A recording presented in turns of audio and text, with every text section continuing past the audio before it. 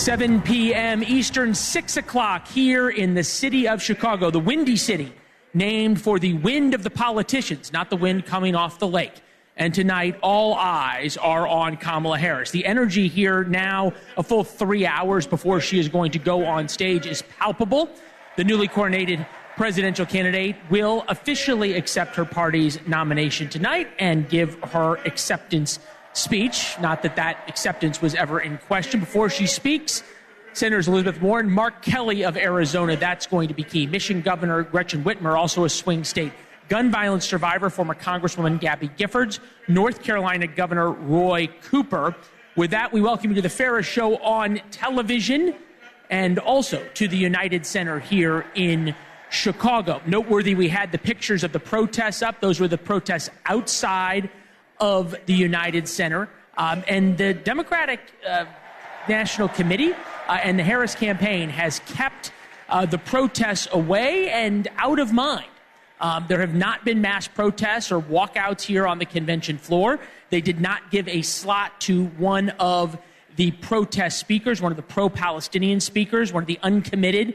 That was the group that was voting basically against Joe Biden in the primaries. They don't get a say here. So if these 4 days go on without major issues, which we have not had, to be fair, that will be an enormous success for the Democrats. We keep an eye on that throughout the next hour.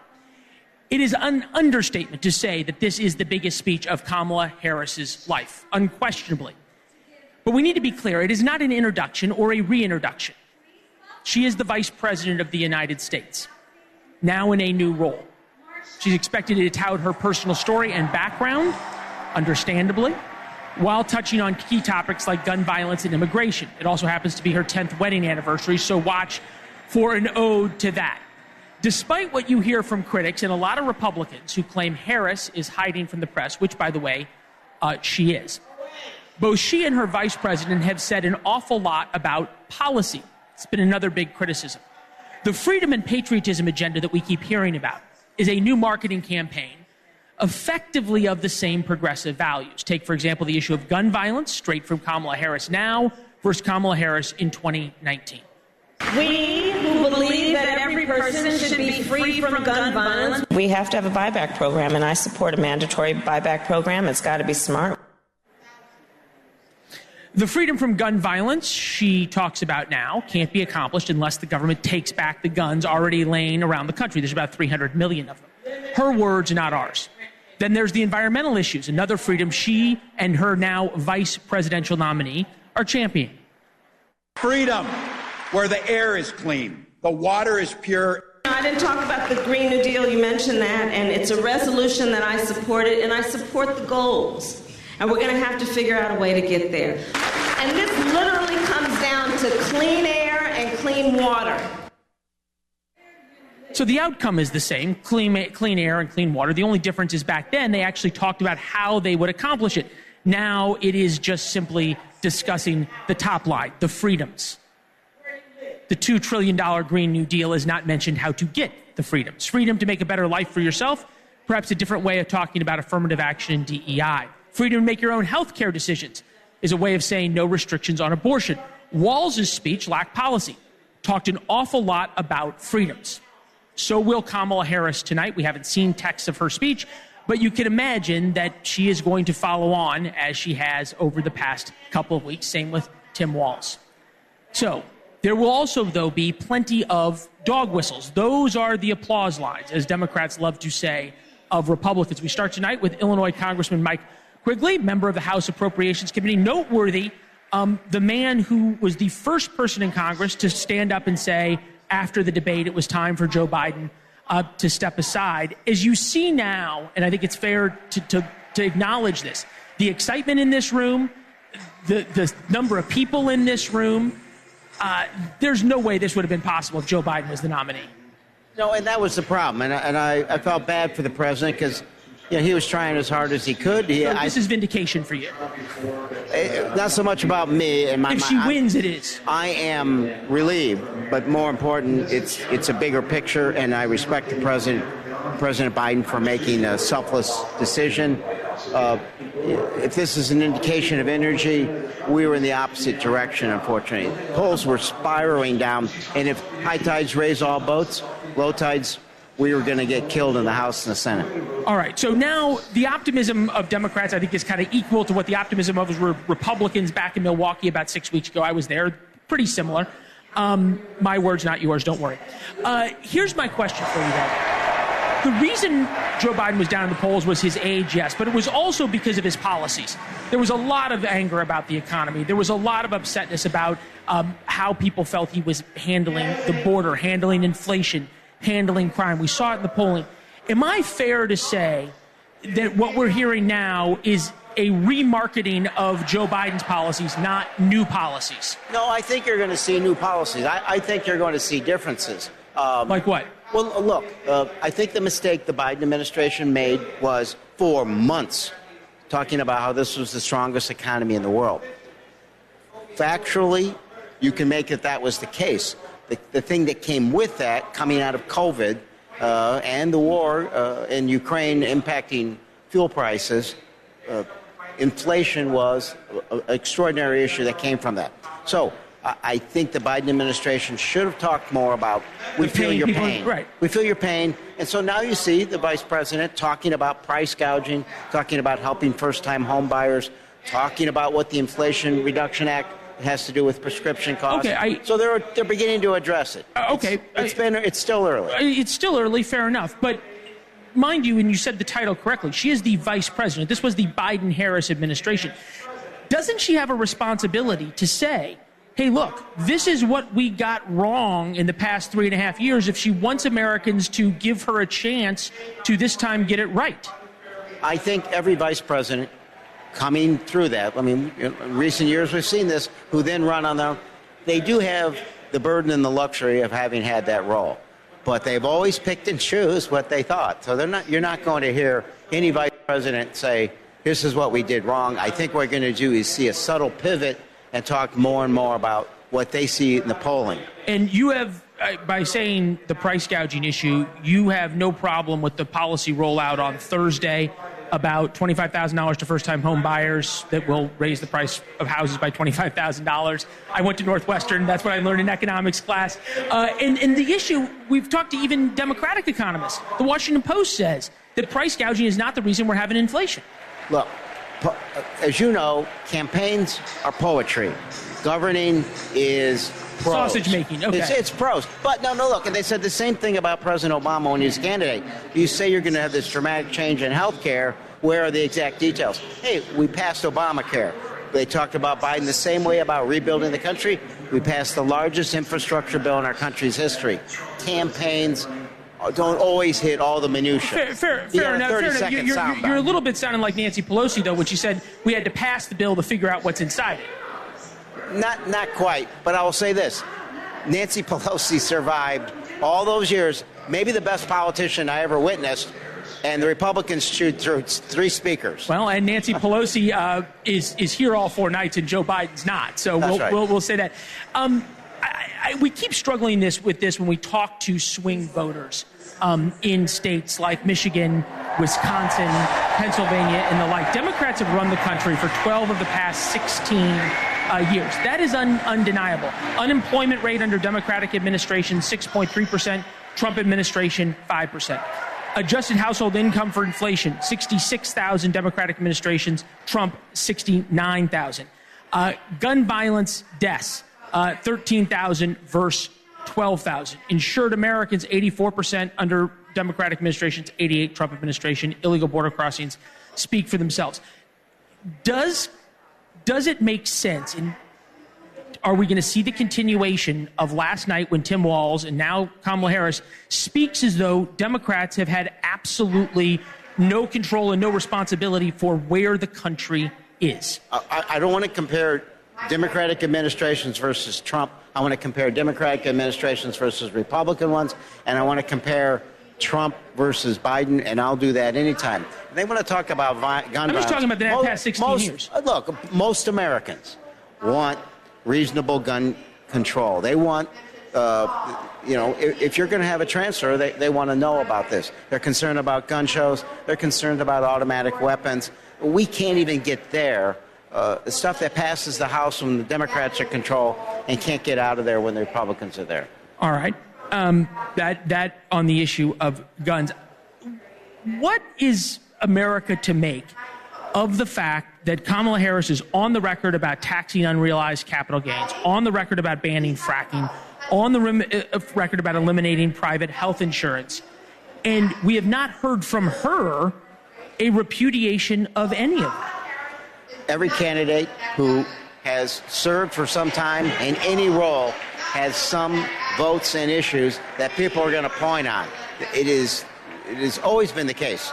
Barack Obama was a state senator. They all had votes and statements that they had made.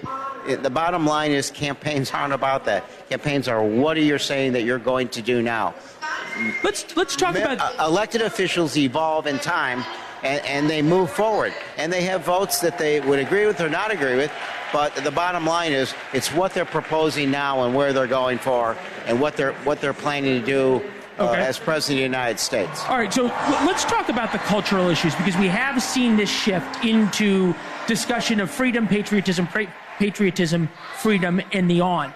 The cultural issues, the progressive policies as it relates to abortion, transgender bathrooms, transgender students, on and on and on. The issues when it comes to COVID, we know Tim Walz had a COVID hotline. How does the new marketing campaign work on the cultural issues? I don't think Democrats are worried about the fact that they're pro-choice or for reproductive rights or for equality. I think it's better to be the happy warriors as they talk about moving forward, saying, look, we're going to move forward. We're not going to go backwards on marriage equality. We're not going to go backwards on choice. We're not going to go backwards on any of those cultures. I think you embrace it. Hold on. How much of this, though, is really sort of running against a straw man? I know no Republican who is talking about taking away marriage equality. I think if you look at the record on first of all, you see it in General Assemblies across the country, and you certainly see the desire to do this with reproductive rights. You certainly see the extraordinary contrast on things like climate change. They want to take those on. But let me just put this contrast one more way. In my heart, after watching this, I believe this is an angry campaign by the Republicans, and it is more backward-looking. I think that's fair to say. And I think it's more happy warrior moving forward.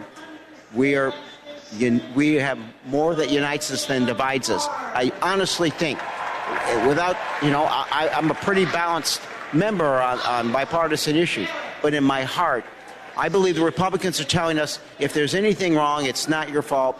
It's the fault of people who don't look like you. All right. I'll leave that aside. I'm going to ask you the last question, though. You are pretty balanced on bipartisan issues. It's something that has made you an unusual member, I think, of the Democratic caucus at times. And obviously, you were the first one to talk about the problems really publicly with the Biden campaign.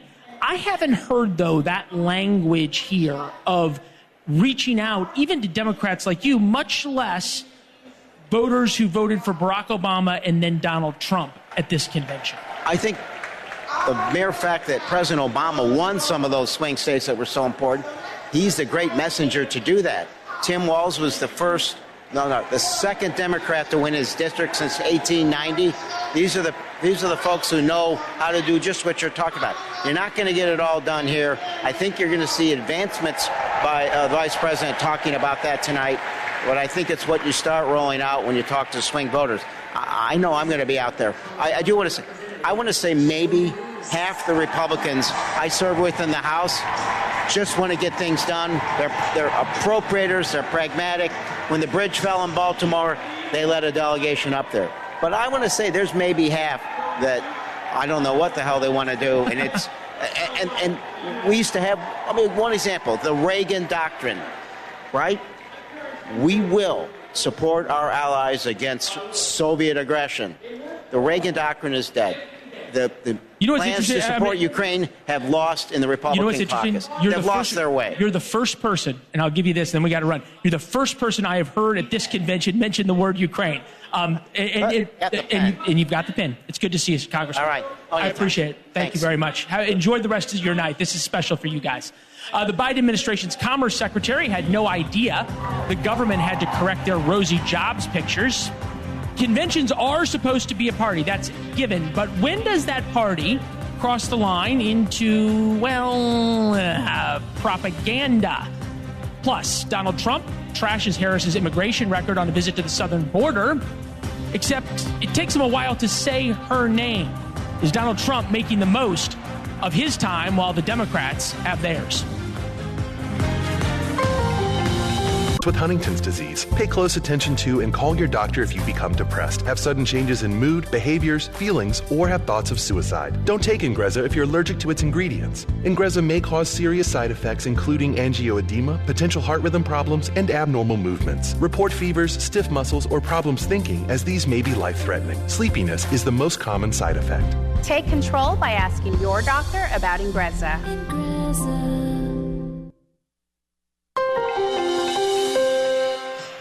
All right, welcome back. Day 4 now. The past 3 days, well, if they are predictive, Kamala Harris' speech tonight will attempt, maybe political Houdini act is a little strong, but hope there's a little amnesia. Because listening to Kamala Harris tonight, you will soon forget she is the sitting vice president. Democrats controlled the White House for the past 12 of 16 years. In the first 2 years of the Biden-Harris administration, Democrats controlled the White House and both houses of Congress. And we got a preview of that.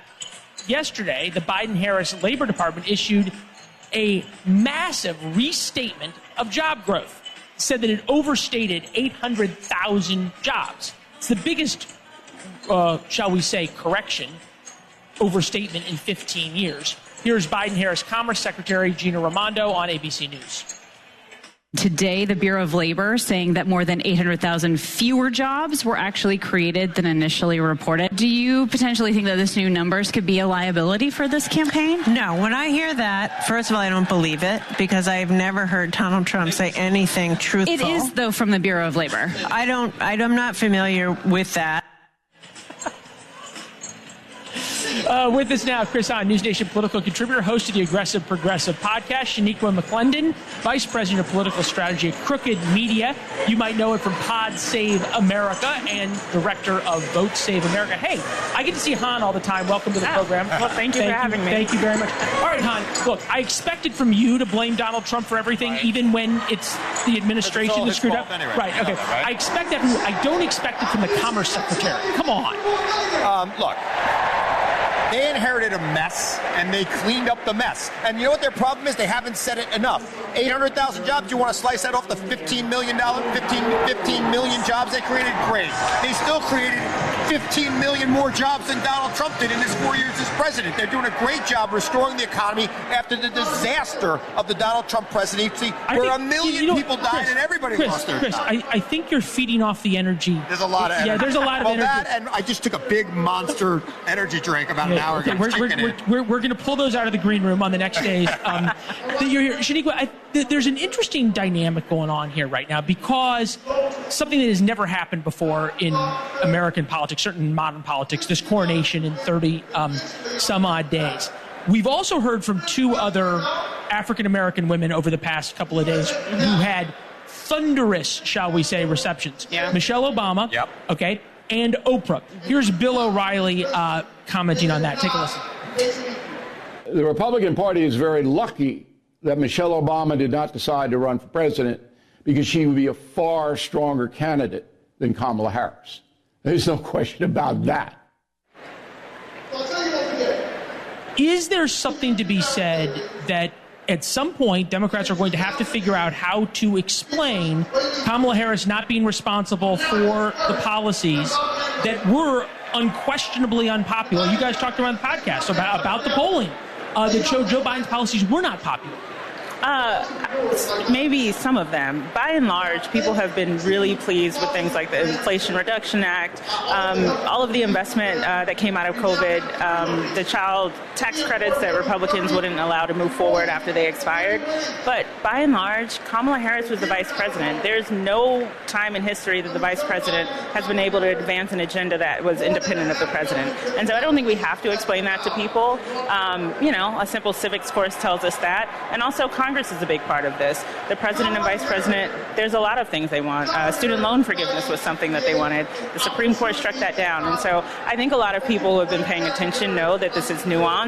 But Kamala Harris wasn't in charge, but she has laid out a platform of the things she wants to do. And if she's elected, she'll get to do those things. All right, Han, just for whatever it's your forever, because I know facts sometimes matter to you. Right. The job numbers revised 2023 to 2024, that was 30% less than initially reported. If I reduced your Monster energy consumption by 30%, we may be getting some. I don't think I'd be able to make it to 11:30. Yeah, well, yes. There is that after all this. But the point being, when does there become a responsibility or a necessity by Kamala Harris to, I don't know, explain or at least acknowledge, hey, there were issues with the past 3.5, 4 years. Here's where the president and I differ. I think she could pick and choose what she wants from Biden's legacy, say it was all mine, and she could distance herself from things that are not popular and that she doesn't want to move forward with. That's the beauty of being Kamala Harris right now. And it's also the beauty of there only being 74 days left. Well, it's also the beauty of not having to do an interview for 34 days. Yeah, well, right? look, I don't think anybody's clamoring for that. I was asking her, not you. Oh, you're asking me? Yeah. Sorry. I mean, she has, what has it been, a little over a month now that that Joe Biden has stepped down. I think it was correct for her to focus on the campaign and making sure she's getting that set up really strong. And she's come out, swinging, quite frankly. The thing is, when President Biden became president, we were coming out of a Donald Trump presidency, and we were coming out of a really low place. And so Joe Biden had to build on that. And him and Kamala Harris have achieved a lot, and now she gets to build on top of that. So I don't think we can hold her responsible or the president fully responsible for where they started. But we can look at where we are now because of all the success that they've had. And we're going to see, when you look at the polling, right, there's been a massive change for the positive. Real Clear Politics swing state polling, this is the average right now. Trump 0.2 in Arizona, Trump 1 up in Georgia, Harris 2 up in Michigan, Nevada, Trump up 1.3, North Carolina 1.2, Pennsylvania, Trump up 0.2, Harris up 1 in Wisconsin. If I had shown you this map 6 weeks ago at the end of the RNC and said this is what it's going to look like in 6 weeks, none of you would have believed me, right? No. Okay. So there's a giddiness here. How do you know? How does it work that after 34 days, as you pointed out, of the best 34 days any politician has ever had in America, and all she is tied? Well, she is coming from her floor, and Donald Trump's at his ceiling. Again, she just became the nominee. She'll officially accept the nomination today. But, even though people know her name because she's the vice president, a lot of people don't know who Vice President Kamala Harris is. And I think her speech tonight is going to give her a great opportunity to introduce herself to the world. But she's only going up. Donald Trump's the one who's hit a ceiling already. 70 days out, we're only looking at trends, and the trend is all her. It's interesting. This is the first conversation I've had, not the first, but one of them, with Democrats who say to me the same things in private that they do in public. Because, it's a difference. Because during, the past, say, 6 months about Joe Biden, there was a lot of things said in private that weren't said on television. I think we can agree on that. Yeah. And now, all of a sudden, the same things. Look, the party's getting underway. You guys are going to have a great night. Yeah. Thank you. Thank you for having me. All right, Han. See you later. No more Monster Energy drinks. President Biden is not taking this week off. As is custom, one of the many customs that no longer exist in American politics. He's on the border today, trying to draw attention to an issue voters used to say was the most important thing in their lives. All right. Will the shock of his assassination attempt, won't hear about that, will the shock of that matter in November?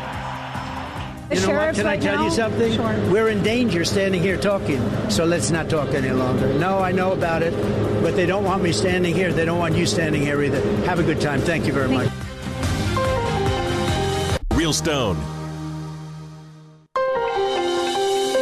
All right. Well, welcome back to the DNC, night 4, live from the United Center in Chicago. We're about 3.5 hours away from Kamala Harris's keynote speech. And there is an excitement and energy in the room.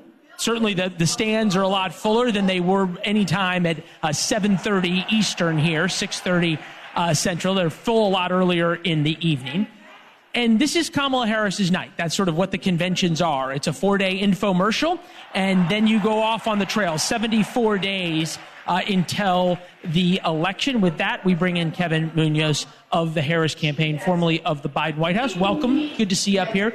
You know, we were chatting in the break, and you were smiling, and you said there's excitement, there's happiness. Democrats haven't had a lot to be excited for or happy about in a while. Is there a, sense of relief? I think there's a sense of just unity, mobilization, and we have such a clear task at hand.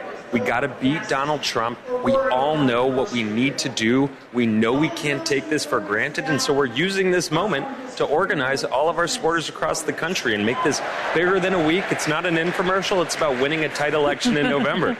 Okay, it's an infomercial about living a tight. It's a very tightly scripted TV show. I think perhaps it got a little long, went over a few nights. Are we going to see? Are we going to see Kamala Harris in primetime in that 10 to 11 p.m. time slot tonight? That is the goal, and I have a strong belief that we're going to make sure it happens. There's been some conversations to make sure it happens. So reasonable to say that things have gone over a couple of nights. This is an interesting point because you worked in the Biden White House, then you went to the campaign. Now you're on the Harris campaign. There were a lot of people who were unhappy with Joe Biden's presidency, especially swing voters in the key states. We saw that in polling. There were people who were telling us, hey, I voted for Joe Biden. I'm going to go back to vote for Donald Trump. The person at the top of the ticket has changed. Have the policies and the people below and the ideas changed? I think what's really important is that we continue to find ways to break through trusted messengers with a more positive, more joyful vision about the issues that we know matter most. Look, Joe Biden has been an incredible president, the most consequential president of my lifetime. Kamala Harris has been his partner in all of that. And what is really important is making sure we use her secret power, which is her upbringing, her story, how she understands how the middle class works, and bringing it to those voters. And what we are seeing is that folks are really resonating with her and Tim Walz. All right, well, there's no question, no dying in polling, by the polling, that there is something resonating, there is something going on. But you made the point that she was Joe Biden's partner and totally linked with him on these issues. 48.6% of Americans right now say they're broke. 66.2% feel as though they are living paycheck to paycheck. A lot of that is because of inflation that happened under the Biden-Harris administration. Doesn't she owe the American people tonight an explanation? Take some type of responsibility and say, hey, look, we got some things right. Here are the things we got wrong. Here's how I'm going to do to fix it. Well, look, you've heard her on the campaign trail. She doesn't mention Joe Biden's name. She says prices are too high. She says, I know it and you know it. And she has a plan to lower grocery costs, to lower housing costs, to go after corporate greed. And what we know is that Americans do not want someone like Donald Trump that's going to shill for gas and oil execs. They don't want tax cuts for billionaires. They want someone that's going to stick up for them. And we have done incredible things in this White House. But she knows, and she's going to talk about this tonight, we have to do more to address the number one issue, which is cost of living. Okay, when you say she's going to address it tonight, how much of tonight is going to talk about Joe Biden? Look, I think she's going to talk about the full set of issues. How did we get here? Where are we going in the future? But I'm not going to get ahead of that. Okay. Help me understand the arc, because one of the things that we've seen here is this complete new marketing campaign that went from threat to democracy to protecting freedoms. All of a sudden, chants of USA, this newfound patriotism in the Democratic Party. Is it the same progressive policies remarketed, or have the policies changed? I think it's a joyful, positive issue campaign that's going to be focused on the real things that matter to people. And look, I think it's really important, though, to understand that she doesn't come to this as an ideologue. She comes to this as somebody that, as you saw in these videos, has focused her entire life on the people. Okay. So that's how she's going to do it. You say she's not an ideologue. This is somebody who's on television running for president saying she wants to ban fracking. She wants to take away private insurance. She wants to have mandatory gun buybacks. That's pretty ideological. Well, she's actually said she does not want to ban fracking, to be very clear. What I think is really important here is that she's traveling the country, defining herself, making the case on the issues that matter most to battleground voters, and you're going to hear more of that tonight. But look, we got 75 days. We know the issues that matter in these states. She's going to talk to them, and she's happy to put her record against Donald Trump, who has ran on the worst jobs record in American history. All right, well, I'll put it this way. You guys got one night to party and then 75 days of hard work ahead of you. So enjoy it. Congratulations. You've been at this for a while, and it's nice to see people who work hard have something to be excited about. That's all I got. All right, there you go. Thank you for having me. It's good to see you. Thanks for being here. We appreciate it. We'll see you on the trail. The excitement growing here in Chicago, where the DNC is, for all intent and purposes, a little bit more like a concert than a convention. And there have been some big acts. We're awaiting Pink. The group I still call the Dixie Chicks is performing, and possibly a surprise appearance by somebody who might name Beyonce, although we're not confirming that right now. What we aren't hearing a lot about this week is the actual issues. We're hearing complaints about them, but perhaps not a lot of solutions, and certainly not a lot of policy. Democrats have only mentioned immigration, as I'm talking about people dancing, 50 times from the stage down there, and they still haven't mentioned fentanyl once, an issue we hear over and over and over again. Fentanyl didn't even make it on the list, the word fentanyl. Immigration came up 213 times at the RNC through day 3. It's an issue Republicans think they can win on, which is why Donald Trump took his campaign on the border today. Also, a section of his border wall in Arizona that he visited. NewsNation's Ali Bradley was there and caught up with the former president. I'm with NewsNation. I've been covering the border for about 3 years now. So I'm going to get to the border, but I obviously have to ask you about Robert F. Kennedy Jr. If he endorses you, are you going to find a spot for him in your cabinet? And have you promised him anything in that regard? Well, we haven't talked about that yet, Ali, but we'll find out and we'll see. I have a lot of respect for him, and I think he has a lot of respect for me. I've just heard this as news flashes, and we've had a good relationship for a long period of time. If he endorses, that would be an honor for me. But we're doing very well. We're leading now, as you know, in the election, and we're leading in all of the major categories like border, like economy, like all of that. It's really good. It's really good. Things are happening that are very good. He may also see that, but it would be my great honor. If he wants to endorse me, I have good respect for him. Smart guy, little different, but very smart, and we will take his endorsement. Can we expect to see him on the stage with you tomorrow? Well, I don't know. I know we're in the same state, but we're still pretty far away. But we'll see what happens. If something happened, you'll be the first to know. Thank you, sir. Thank you very much. Now, sir, I do have one question here about the situation in this area. Obviously, an assassin tried to kill you. Yeah. The sheriff's Can I tell you something? Sure. We're in danger standing here talking, so let's not talk any longer. No, I know about it, but they don't want me standing here. They don't want you standing here either. Have a good time. Thank you very much. All right, Donald Trump with Ali Bradley. George Will joins us now, NewsNation senior political contributor, Pulitzer Prize winning columnist. A few things to unpack there. Does Donald Trump, or should Donald Trump, who has been called weird over and over again by Democrats, want the endorsement of somebody who's arguably the weirdest man in American politics? That's a good question. He's a man who says he has a worm in his brain and who left a bear's corpse in Central Park. That's not usually the kind of person you go to. Robert Kennedy has faded, as third-party candidates usually do, at about the time when things get serious in American politics. So, whether or not Robert Kennedy endorses Donald Trump is a matter of tiny significance. All right, and therefore we will move on to other pressing matters. Ali Bradley asked him about the issue of there was somebody who was wanted today in Donald Trump's in a possible assassination plot or a threat against Donald Trump today. He's been arrested, but it brings up a bigger issue. We had something happen the day or 2 days before the Republican National Convention that hadn't happened in America in more than 40 years. A shot fired at a president, and a president hit by an assassin's or would-be assassin's bullet. And yet it seems to be in the distant past. It is something that the American people and the electorate has almost forgotten about. How did that happen? Leland, one of the things we in the business notice is how the news cycle is compressed and compressed and compressed. That's something that happened 2 weeks ago is ancient history. Used to be said that overnight is a long time and a week is forever in American politics, and it's more true today than ever before. Now, prospectively, that matters because things could happen between now and November that will be very big. Some bad economic news, we don't know. But the idea that this election is on cruise control and that we're gliding in a predictable path toward the outcome is way premature. No, we said it. Try to remember 5 of your favorite lines from the Republican National Convention. You can't.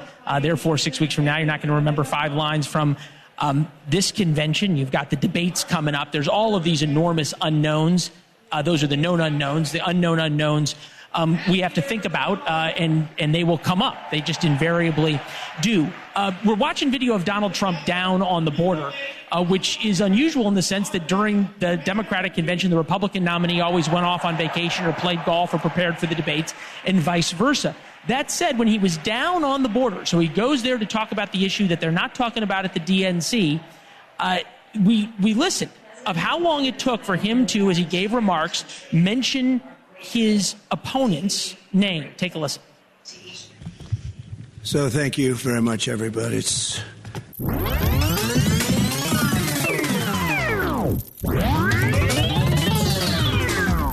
Comrade Kamala Harris.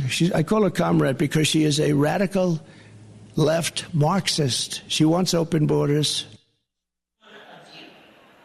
It took him 11 minutes. He went talking about how Joe Biden got thrown out by the Democrats and how unfair that was. He talked about the border. He talked about his assassination attempt. I'm still perplexed here. If Donald Trump is able to capitalize at any point on all of the moments that he is given, which Democrats continue to give him moments, and he swings and 11 minutes later mentions his opponent's name. His assassination attempt was in the past. Joe Biden is in the past. This has been the constant failing of Donald Trump, is his preoccupation with the past, when the oldest and truest cliche in American politics is that elections are about the future. If Mr. Trump cannot adapt, he will lose.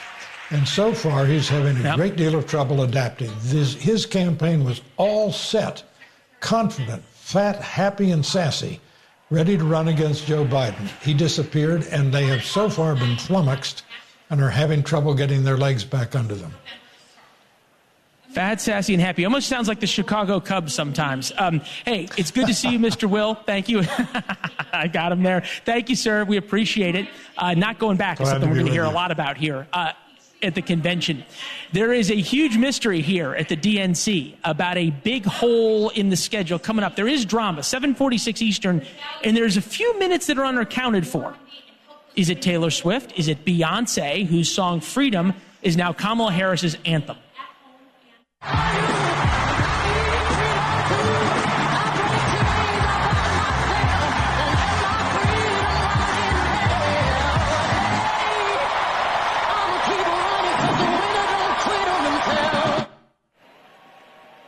All right, many of Harris's rallies take on a rock concert feel. First Atlanta rally with Megan Thee Stallion brought out thousands of young people, which may be exactly what Harris needs to win the election. New poll shows young voters are more persuadable than anybody else. Voters under 45 are 57% more likely to change their party affiliation compared to 7% when it comes to everybody else. Just look at the numbers, the growing influence of young people on social media. We see thousands of them around here with their cameras posting and everything else. All right. Take one of the world's top TikTokers, for instance, 21-year-old Harry Sisson has 1.2 million followers on TikTok, more than 250,000 followers on Twitter, 135,000 on what the kids call the gram. Sisson is the leading young and progressive in charge of getting back Democrats. All right. Welcome to the program. Thanks for having me. Thank you. What has been the primary change you have seen among your followers when you were telling him to support Joe Biden versus Kamala Harris? So obviously I supported President Biden. I still do. I think he's been an amazing president. Of course, I support Vice President Kamala Harris. Unfortunately, my fellow young people were not as excited about Joe Biden as I was. But now it's totally flipped. Why do you think that is? I think that a lot of people had concern with President Biden's age. They didn't think he was relatable. Whereas Kamala Harris it's kind of like your fun aunt. She's younger, she's more relatable. And of course, a lot of the policy positions connect with young voters. And when you say the policy positions, we've seen a change in the marketing, right? There's now happiness, there's now joy, there's now an nod to freedom, there's now a nod to patriotism, always a great thing. We haven't seen, though, really a change in the progressive policies, have we? Not quite. I mean, of course, President Biden and Vice President Kamala Harris have their differences in policy, no doubt. Haven't figured out, I can't figure out what they are yet, though. I mean, we can look at track record, I suppose, to take a look at that. But I think Harris that more progressive, fair enough. But that's what's interesting about this is that and I think that's what speaks to Kamala Harris's character. That's why people like her more. It's not like they agree with the policy. They actually agree with President Biden's policy. They just view Kamala Harris as a more effective messenger and, as I mentioned, a little bit more relatable. Yeah, very much so. Okay, we have you now with former President Obama and President Biden. Take a listen. Folks, it looks like President Obama is getting ready to help get out the vote. Harry, why don't you let me handle this one? You got it. So I'm about to go out to campaign because the stakes couldn't be higher in this election. How are you, man? I'm good, man. How are you? I hear a lot of great things about you. I hear a lot of great things about you, too. That's because you say it. Well, you know what? I was just thinking about this earlier. You make the job very easy because you do a lot of good stuff, and the other guy really sucks. All right. This I thought was interesting in you somebody trying to bridge this divide that we're finding, especially young white men, far more conservative than young white women. I'm not hearing, maybe I'm wrong, or seeing anything in the convention reaching out to what would be swing voter young men. Are you?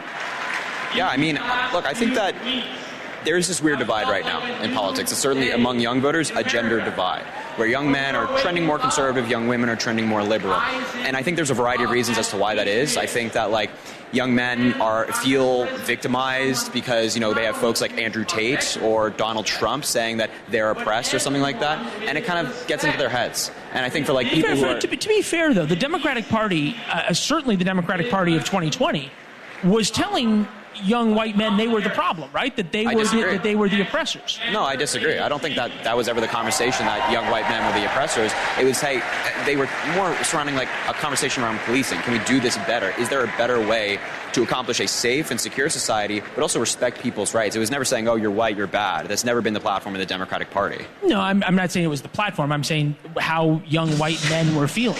That they were the only ones without an identity, without someone fighting for their identity. The President of the United States, the guy that was running to be president, was a straight white man. Okay. All right. Fair enough. Thank you very much for joining us. We appreciate it. Great. We're going to keep following you. I'm not on TikTok, but I am on Instagram and Twitter. We'll see you there. There you go. All right. Kamala Harris coming up on the final night of the DNC. Chris Cuomo down on the floor with a little bit of a preview of the speech. And also, something Cuomo said last night struck a nerve. It wasn't about Democrats or Republicans. It was about all y'all, as I say, or as folks from where I am would say. Chris, on that when we come back. There's another reality that is literally looking down on them. Greg, look at the ring of sweets, okay?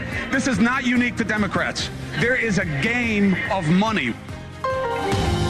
Republicans to say they're different. Well, buddy Chris Cuomo pointed out that there's a lot of similarities between the RNC and the DNC. New York Post, Chris Cuomo rips pay to play as DNC luxury suites sell for more than $5 million. Quoting Cuomo, same people they say they're going to regulate. If you've been on Twitter, odds are you've seen the video. Just look at this scroll. It's everywhere. He was trending on Twitter all night. Here's some of it. That's the game. You pay to play. Those boxes are filled with the same people that they say they're going to regulate. They are literally looking down on the faithful and being told, yeah, we're going to break down on them. We're going to make them pay their share. I don't know, Cuomo. I'm looking down and seeing you, so I guess maybe I'm part of the problem. That said, nicely done last night. And I think you made a great point that the DNC and the RNC, the apparatuses of these parties, are far more similar than they are different. Look, people were very upset about what I said, or they were relieved that it was said. Because if you talk to the people here who do the work, they know that the money is an impediment. They know it's a necessity, but they know it's an impediment to democracy. And I'll tell you what, tonight in our coverage, I'm going to show you the price lists from the RNC and the DNC. Leland, they are exactly the same. So for one party to say, oh, no, it's the other side, or for the Republicans to say the Democrats are worse, that's BS. They charge the same amounts for the same access, including meetings with party leadership, elected officials. You can pay for those meetings. So, look, the reality is everything that we know. They just don't tell it to the audiences enough. And people should know that the game is even worse than they suspect. It's a matter of fact. Well, it's legal graft, right? If you go back to the way politics used to be, briefcases of cash were illegal. Now it has become effectively legalized in one way or another. I think what's interesting, you point out, it's the price lists are the same, but also a lot of the donors are the same. There's a lot of companies who have a skybox here and a skybox when we were in Milwaukee, too. Oh, of course. And why not? You hedge your bets. This is business for business. You got to be in as good as you can with politicians from both sides. And there's one way to do it. Money.